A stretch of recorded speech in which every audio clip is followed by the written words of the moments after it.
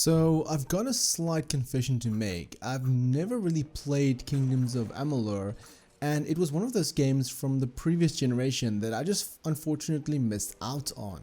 Luckily for me though, it recently received the remaster or re-reckoning treatment as THQ Nordic acquired the rights and released the game with all of its DLC in a complete package for PS4, Xbox One and PC. The official description reads as follows, quote, "The hit RPG returns.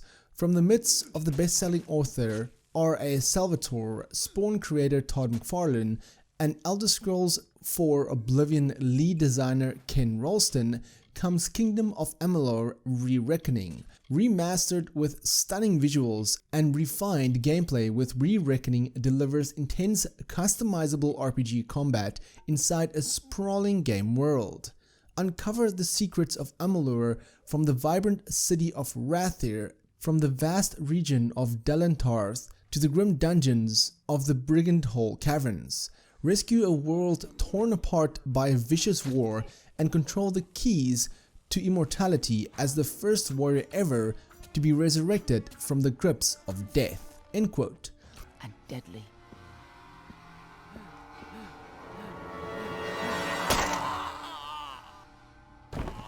Gadflow and his followers, the Tuatha Deon, believed that a new god was to be born in the east, beneath Gadflow's crystalline fortress of Amathen.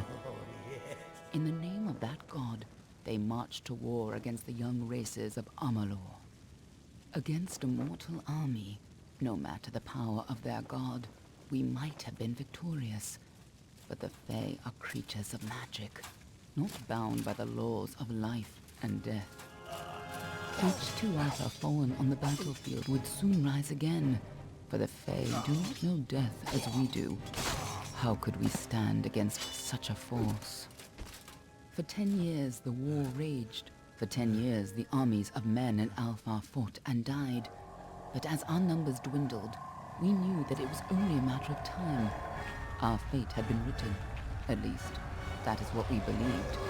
Until you died.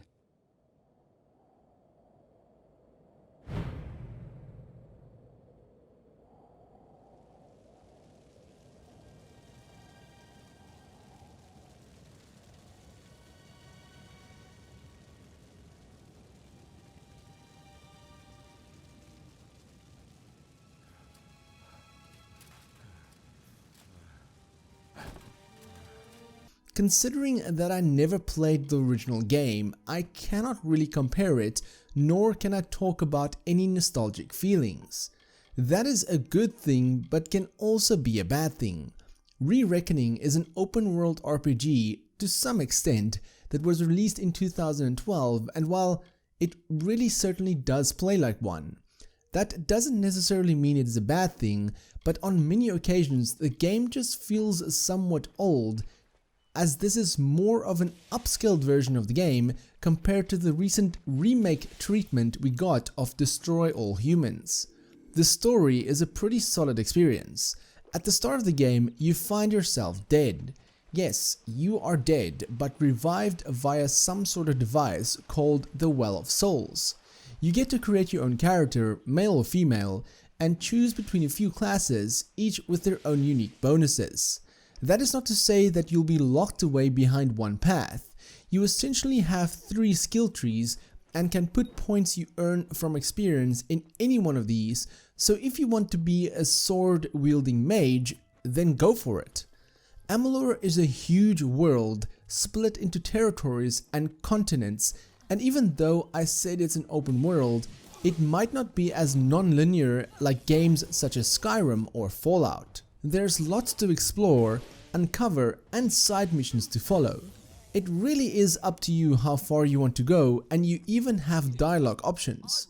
Although, don't expect your character to talk aside from the occasional moans and groans as you take damage.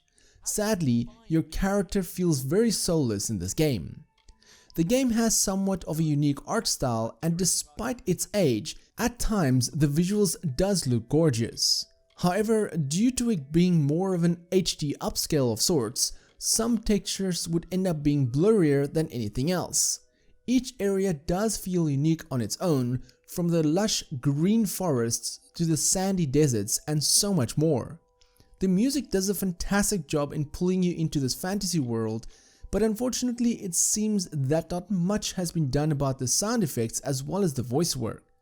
Many NPCs sound familiar to each other, and the sound of monsters, magic and the sword clashing does at times sound a bit muffled. I don't know if it's a bug in the game, but it happened so much that it became somewhat of a distraction. The game ran fairly smooth though. Playing it on a PS4 Pro, I had absolutely no trouble, and the draw distances was pretty good. The combat also felt solid, and despite it being an old game, using combos and switching from magic to sword fighting did feel satisfying. As your character levels up, it allows you to equip better gear, so loot is also very important in this game. To be honest, playing an offline RPG felt rather relaxing compared to the recent games as a service type games that I've played, which ends up feeling more like a daily job than anything else. Might, finesse and sorcery are the three categories that you'll be focusing on, so there's somewhat of a replay value in this title as well.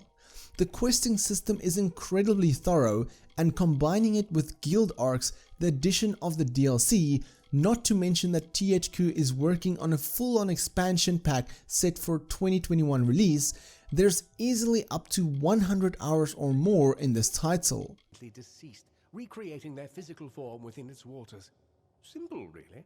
Your rebirth is the first we might truly call a success. There have been others, but the results weren't quite right. You don't know. They're called the Tuatha. They were once Fey folk of the Winter Court, but they've been twisted by their Lord Gadflow. But how could they have found us out here? We're miles away from the front lines. The war has never touched Dalantarth. And why attack the well? Too much to explain right now. The Tuatha have come to stop my work, but I don't believe they know about you. Not yet. As I said, having never played the original, I can see why so many spoke highly of this game back in the day.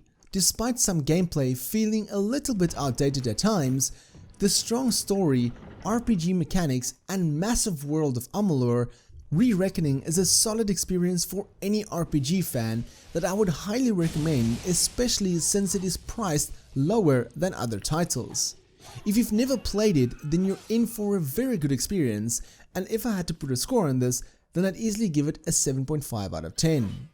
I'd like to thank the publishers for providing me with a review key, and for more gaming content, check out the rest of my channel. If you like this video, then give me a thumbs up. If you dislike it, then give me a thumbs down, but please tell me why so I can improve my videos. My name is Frank, I'm the RedTieGuy, and frankly, thank you for watching. Catch you guys in the next video.